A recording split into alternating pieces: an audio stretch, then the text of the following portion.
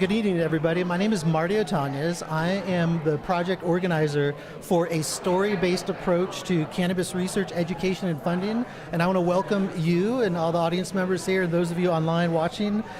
This is an incredible event. We're at Green Labs here in Colorado, and we have an event between now and 10 p.m. with a series of panels, one on production, one on consumption, and one on funding. And the purpose of this event is to raise awareness and get individuals, academic people, get individuals who are community members to discuss the events or opportunities available to do cannabis research and education. So after panel number one, we have a dance group. It's a Aztec dance group. It's We Sile Poshli from Denver, and they're going to come after panel number one and bless the space. But what I'd like to do to get started is I want to introduce on my left two individuals who are going to be on panel one. So you're looking at panel one. Next to me is Jolene with the OSHA Connection, and then Frank Conrad with Colorado Green Lab. So we're going to have a little back and forth, and I'm going to turn it to Jolene to introduce herself and give us a little background about her work in the cannabis sector. Thank you, Marty, for organizing this and bringing us here today. We really appreciate the opportunity to speak to everybody.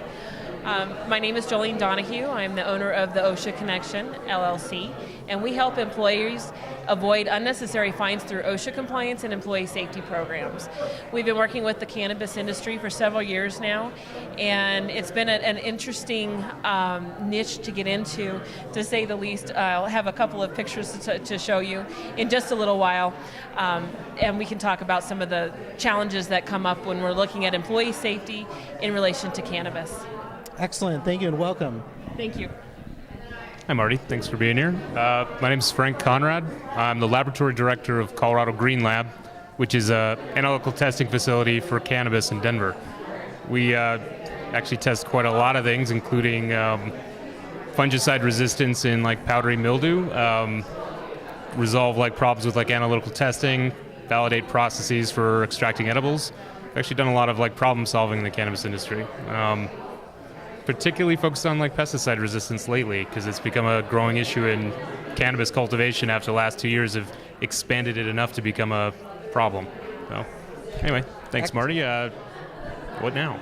Excellent. Well, thank you, Frank. So what we'll do is I want to keep this real simple, and I want to keep it informative. So the first thing I want to ask both of you, and as you can see, the running theme is production issues. So Frank mentioned a bit about pesticides. I know Jolene does work looking at worker protections and occupational health and safety issues. So can you go a little bit deeper into some of the top issues right now that you're working on in order to make the workplace a little safer for workers as well as employers to be good employers? Absolutely. There are two main areas that cause us the greatest amount of concern. One of those has to do with electrical safety, simply because there's so many lights, there's so many different operations that are needed in a high humidity or a wet environment. And so what we're finding is that workers are exposed to electrical concerns where they're not really aware of what those hazards are. And what we find is that there's just a lack of education about electrical safety in general. There's been situations we were called on. OSHA came in to respond to a situation where there were electrical fires as an extension cord went through water. And there were some fires and sparks going outside of that. So rather than address the water with the electrical, they just called OSHA in. And so there's other ways of helping employers respond to those kind of situations. Excellent. Well, thank you for that. Frank, you want to expand on what one issue you feel, at least in the area of pesticides, is something you want to share a little more information about? There are a lot. Give me a moment. Because it was something we were working on this week, and it's interesting. The cannabis industry does not have, for example, like a regional pesticide management committee in the same way that other agricultural industries would. So what we found interesting is about the development of fungicide resistance is that were this to happen in another industry like soy, corn, there would be a network of people to be like, all right, stop using this particular chemical because it's both not working and you're making the thing stronger. So one of the clients we had, I think it was about a month ago, their particular type of mildew that was infecting their building, they asked me how they could kill it, and they meant chemicals, and I said, burn the building down. Because so you may only be able to kill this with fire.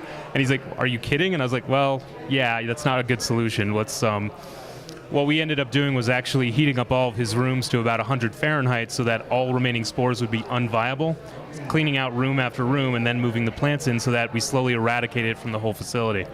Because chemicals are becoming they're becoming less and less useful in cannabis cultivation because of the development of resistance, particularly of fungus, to these commonly used chemicals. Excellent. No, really, and there's so many different issues to talk about.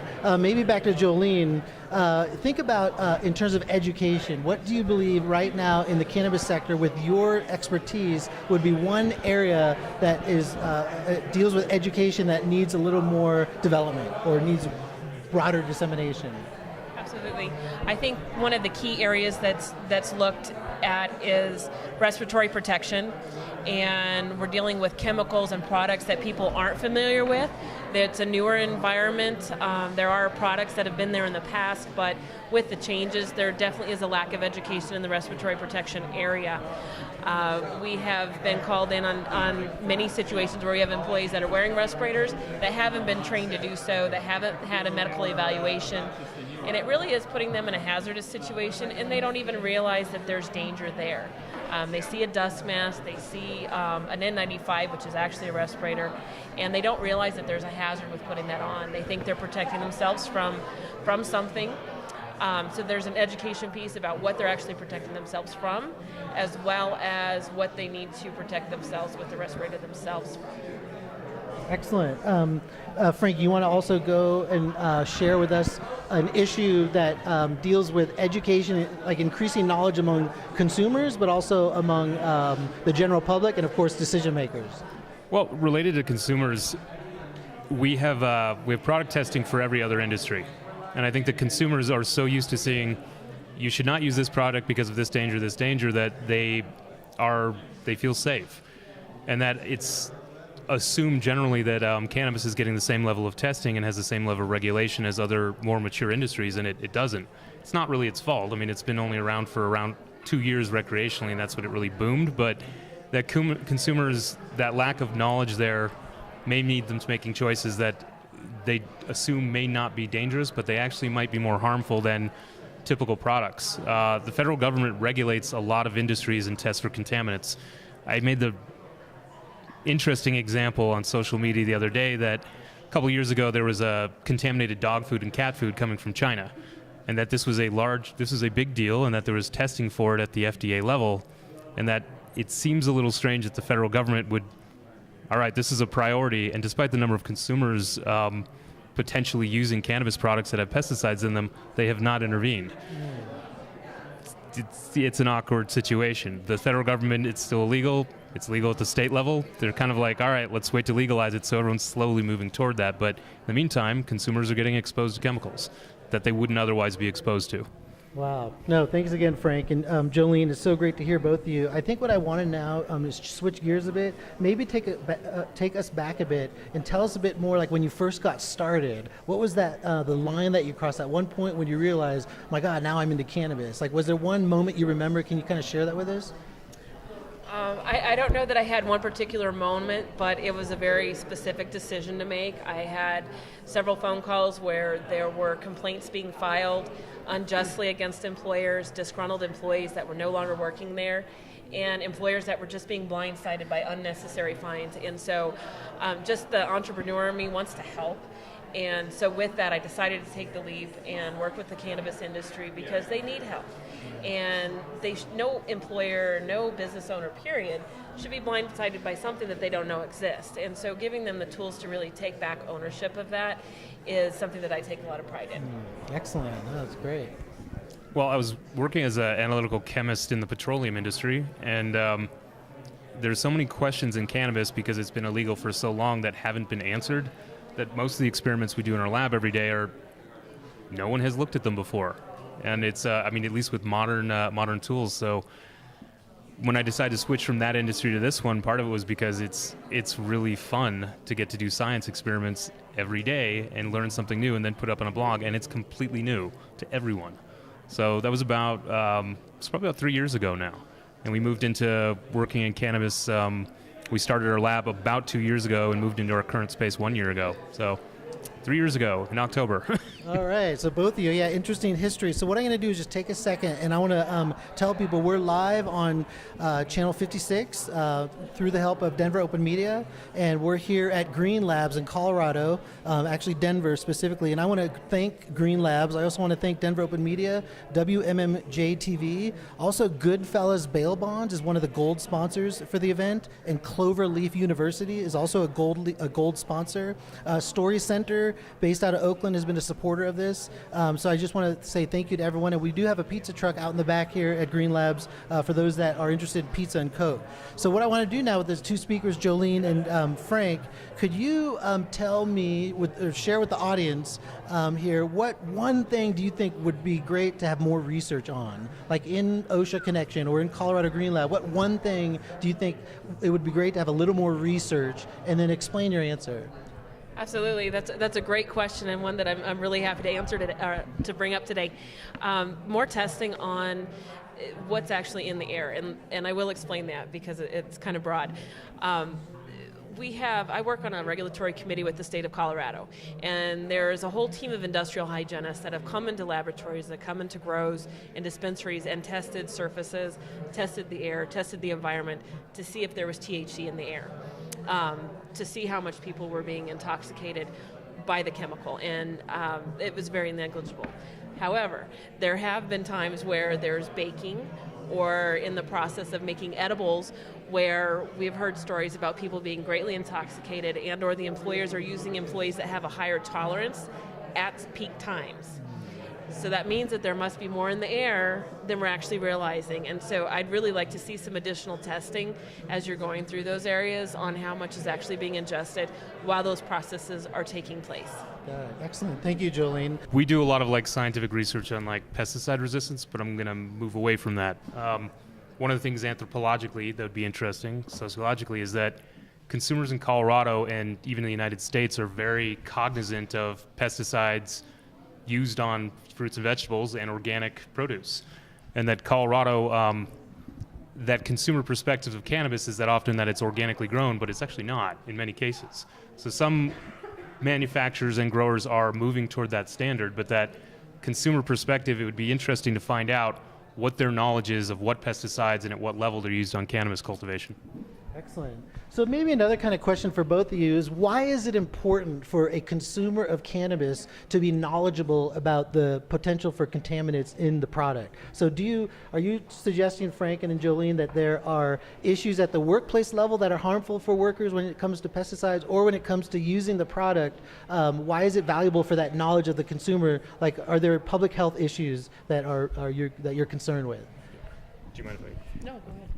One of them is that cannabis is one of the only two commodities that, well, there are other ones that are illegal that people smoke, I guess, but okay. So tobacco is an agricultural commodity, people smoke it, so is cannabis. Most other types of pesticides that are used on cannabis versus like grapes, you don't smoke most other types of produce.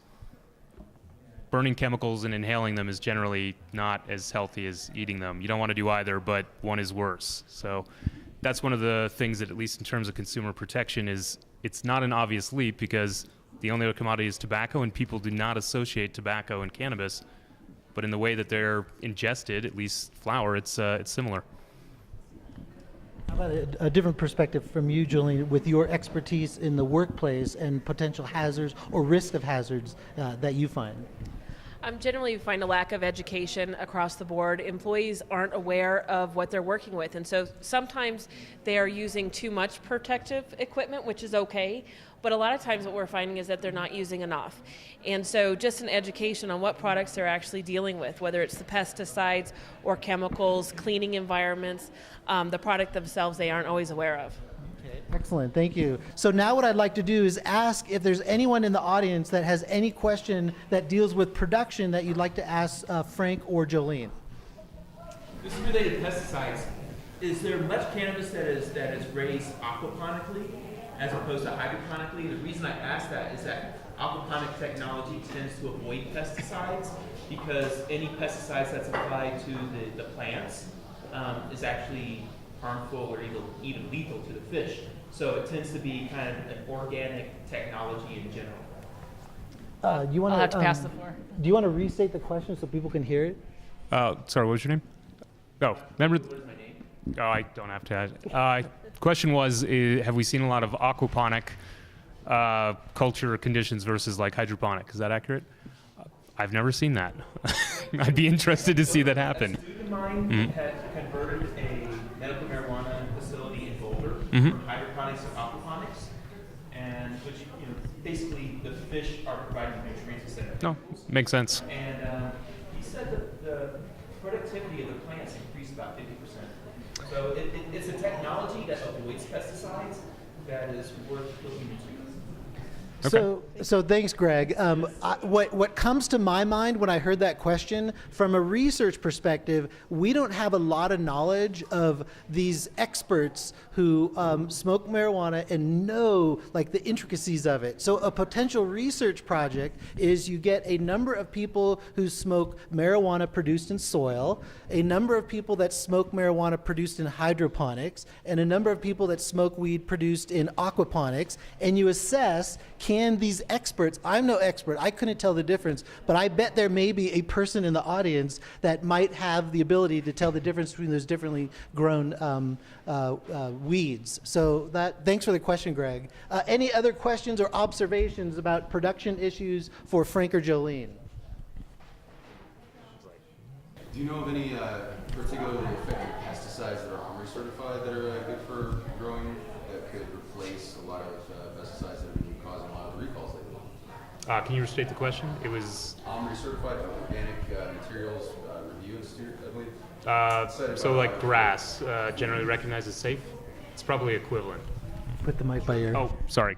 Generally recognized. Question was, are there any OMRI certified pesticides that can replace the current synthetic pesticides that are being basically being banned against cannabis cultivation? The general perception is that, and this is not a statement of my opinion, the general perception is that many organic pesticides, they don't have the same mechanism of action, and therefore they don't have the same efficacy as synthetic pesticides. That being said, with the rise of fungicide resistance, one of the points that's made about powdery mildew in other industries is the best way to not have it is to never get it. So having practices, for example, in like the hops industry in the Pacific Northwest, one of the cultural practices they have is that at the start of a season where they would ordinarily get powdery mildew, they strip off the lower levels of leaves that would get infected, and it reduces the rate of infection by 60%, no pesticides, because they know that it will be a problem at a specific time during the year. So it doesn't quite answer your question, because the perception there's been no side-to-side testing with some of the organics compared to the synthetics. This would ordinarily be something that, say, a federal agency would do. There's been no real side-to-side testing or research published on that on cannabis. Great question, thank you. So maybe for Jolene, I understand that some workers and employers, they want to do the right thing, and so people are using protective equipment, whether it's a respirator or some other, gloves. So give us a little bit more depth on what's one concern you see in terms of workers' knowledge of these ways to protect their health. So there's a great lack of knowledge, and I spoke about that briefly with respirators and the use of respirators. They are a way of inhibiting your breath and things that are going into your breathing zone. So if there hasn't been a medical evaluation, or if there's an underlying condition that we're not aware of, there can be great problems by putting a respirator of any type on. And there's just a lack of education about that because they're so common. We see a white dust mask at Home Depot, and so we think that it's okay to put on, where in a work environment, when you're wearing it for multiple hours, it can really cause a problem. And so just helping not only the employer, but the employee know what those risks are when they're taking those steps is very important. Could you tell folks, let's say 12 months from now, what kinds of collaborations don't exist but you'd like to see exist, and focusing on what topic? Everything. I mean, to anyone in the audience, like, what questions do you have about any of the things related to marijuana that you've questioned before? Raise your hand if you've heard if it burns white ash versus dark ash, that it's contaminated or not. Who's heard that idea? Just a couple of you? Okay. So my friend Damien, who might or might not be here tonight, there he is. One of the points that he and a couple other cannabis smokers told me is that if your cannabis ash is dark, then it means you had chemicals or pesticide in it. And if it burns white, that it was clean. And I was like, I wonder if that's true. And I realized nobody had ever tested that, but that's kind of like common community knowledge. And as a scientist, once we get our mass spec up and running, that's a fun question to answer. We can put it to rest. So in terms of like anyone else in the cannabis industry, like we have a unique opportunity where something has been not studied or blatantly misstudied for 70 years.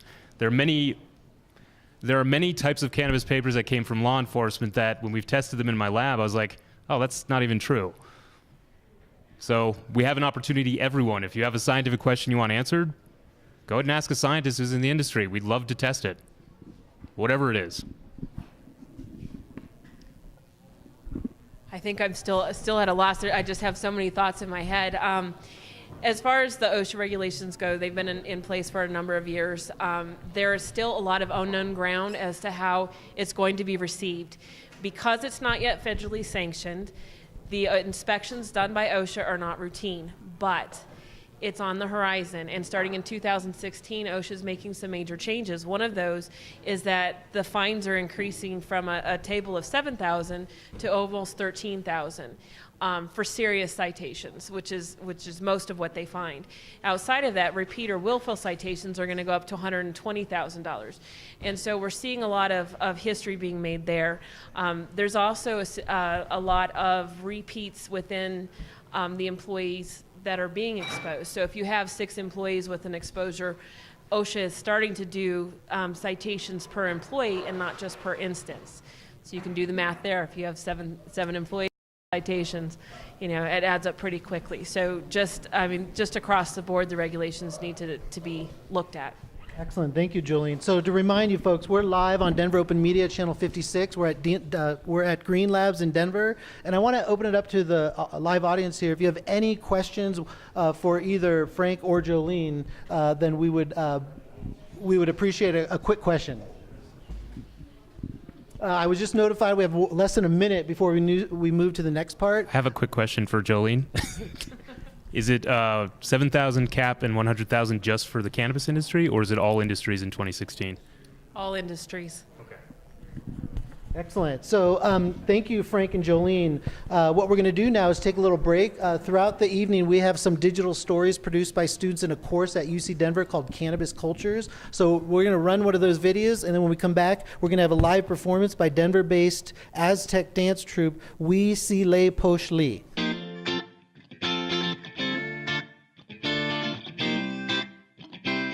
We have to some extent addressed the fact that no one will go to jail in Colorado for cannabis-related crimes, or at least the vast majority of cannabis-related activity. However, there are many individuals in jails across the country that are currently still being punished for things that society has agreed probably never should have been a crime in the first place. So many of the legalization initiatives that have been drafted, and some of which we expect to move forward, do include provisions. Generally, they're called like resentencing provisions, where people previously convicted for behavior that would be a felony, that would no longer be a felony under the current law, the way things have been changed in that initiative, would be able to go to court and have their records sealed or amended in some manner. So if you look at all of the individuals that are incarcerated for cannabis-related crimes, many of them are minorities and people of color.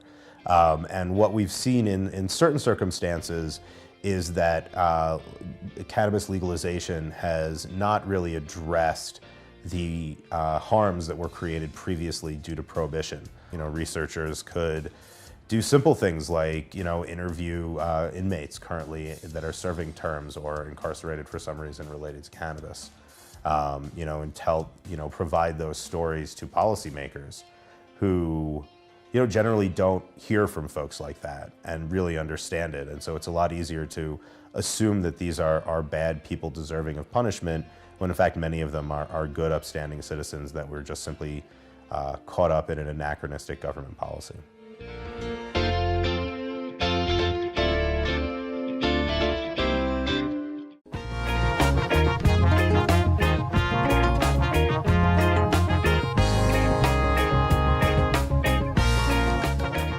When you go into a recreational shop and you're meeting with the bud tender, ask them if they were one of the companies that had recently been cited for violating pesticide application use laws.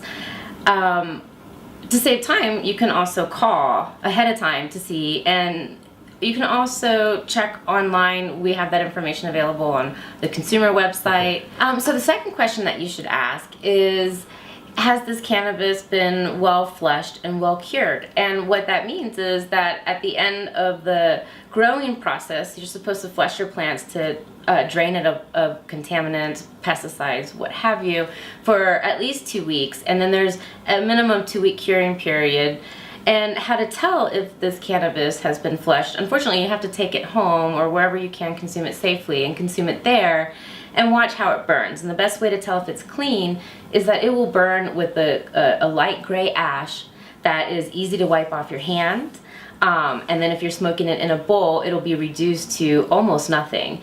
If the bud is contaminated, if you ash on your hand and you rub the ashes around, it'll just smear black all over. It just becomes very messy. In your bowl, you just get a solid black coal. And at that point, I recommend calling the shop where you purchase your cannabis from and asking if you can exchange for another product.